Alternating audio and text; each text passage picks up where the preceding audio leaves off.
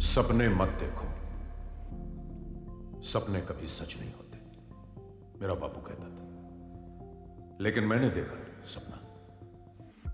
जब बंबई आया था तो 2 कमीज एक कोट लेकर आया था। आज लोग कहते हैं हमारी किस्मत अच्छी है। मैं कहता हूं किस्मत होती नहीं, बनाई जाती है। जैसा हम सोचेंगे हमारी किस्मत वैसी ही होगी। इसलिए बड़ा सोचो, आगे सोचो, तेज सोचो।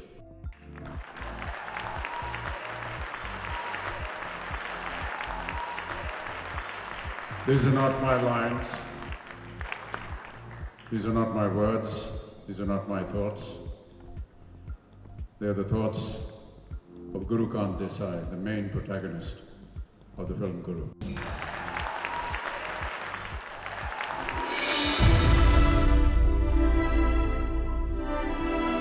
It is possibly the most challenging film I've done. In terms of the role, very tough. But I was reasonably comfortable because I knew money would be there.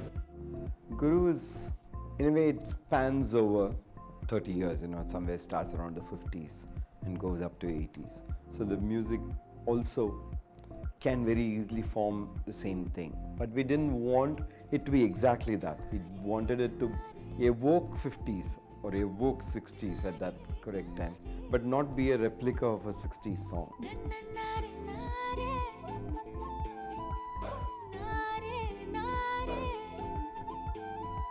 It's a time where India has just gained its independence, and there is this girl who is educated, who thinks on her feet, and who thinks that that she should be as liberated as India was, and who has a mind of her own. So it kind of sets the character of the girl.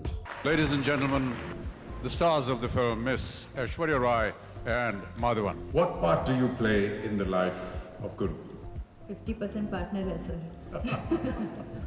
Is that a part of the dialogue of the film? Yes, very much. I'm his doting So is that a wife. business relationship or an emotional one?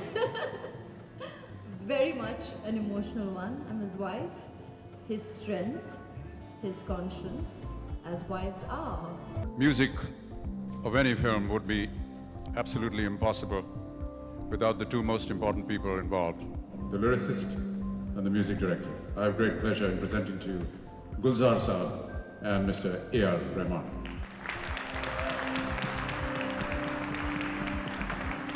So I didn't jump into tunes, I just started getting templates for each one. And one of the template I thought for a love song would be something like what Nusrat did with this Sufi love songs. And that's where the idea of Dam Dara must came from. And for somebody who has worked with this team and has enjoyed it, then it's coming home. After Dil Se, I think we're doing this film again, and I think it's a fantastic person to work with. It's a huge advantage because he's also a filmmaker, he's also a writer and a lyricist. yeah, this gentleman can do a little more than all that. He can give phonetics which catch on to kids. At the same time, retaining amazing depth in his lyrics and elevating the tune. So that's amazing. Yeah, obviously there has to be a lot of talmel, as we say, between the 2 of you.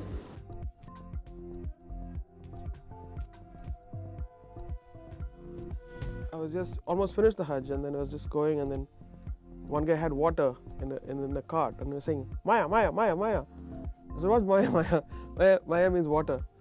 So I thought that's an interesting sound, and it's sounds very Indian too. So since Mani wanted the Arabic song, why don't we use that as a hook? Interesting part of that song is the Gujarati mix in the end, I think. It was Mani's idea that why, if they're watching this dance and suddenly these guys get up and sing, how will it sound? I said, yeah, good idea. The other one is actually Gulzar Saab's song, I should say. Yamo Yamo. It is when he has a twin born to him. The song goes as Ek nahi do, ek lo ek muft. Gulzar Saab felt that, we were just talking about Papi Das singing, because I went for an award ceremony and I heard him sing beautifully. I thought, he's a really good singer, we should have him on Guru, in one of the songs.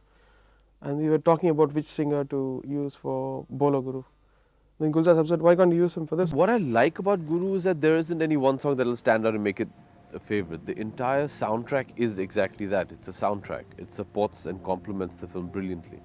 Now that's again uniquely Rahman and Mani, their combination, something else, because the music grows on you and it starts haunting you. Jage, which is a kind of a theme right through, of it's a lullaby, and it comes through as an instrumental version, as a musical version, and as a song towards the later. It kind of defines, Guru. We are here to introduce the music, and it would be a wonderful gesture if both you gentlemen were to contribute tonight by giving us a live performance. So Gulzar Bhai, if you could read some of the lyrics of one of the songs, and AR, if you could actually perform live for us. Thank you so much. Big hand for them.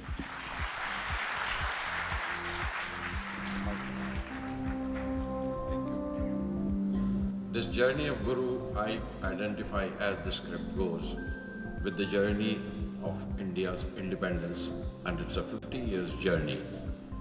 A common man of India and his journey. With all that burden, he travels, and there comes a crisis where he takes rest or where he sleeps, and even in his sleep, he dreams of progress of this country. ये अल्फाज वहाँ के लिए हैं, उस जगह पे इस्तेमाल किए गए हैं। जागे हैं देर तक, हमें कुछ देर सोने दो। जागे हैं देर तक, हमें कुछ देर सोने दो, थोड़ी सी रात और है, सुबह तो होने दो। आधे अधूरे ख्वाब जो पूरे ना हो सके, एक बार फिर से नींद में वो ख्वाब बोने दो।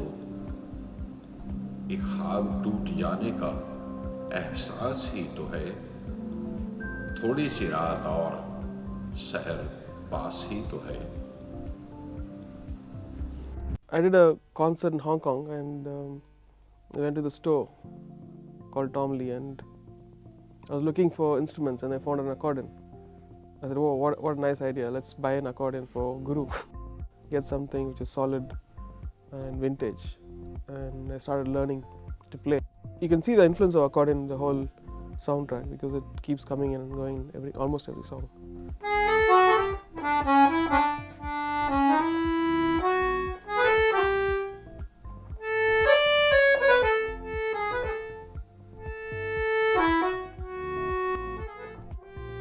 Rahman never stops. Sometimes I wonder whether he will add even after the film is over. With Rahman, the other attraction is that he has changed the form of the song to sort of a blank verse, to sort of a poem. In my opinion, I wanted to attempt at something very satisfying in melodies or song-wise. Even something just simple, which brings it to that song called hereinabove. Very simple Yemen melody. The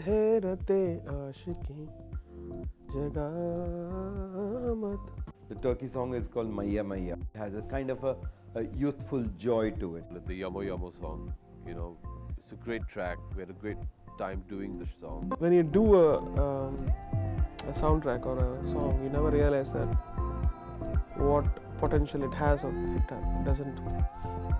So I'm looking forward to what the audience react, and hope, God willing, they react positively and encourage us to even do better. The byline here says the most controversial man of the year. Why do you think that's been put? Actually, it would be wrong for me to say why he's considered the most controversial man of the year.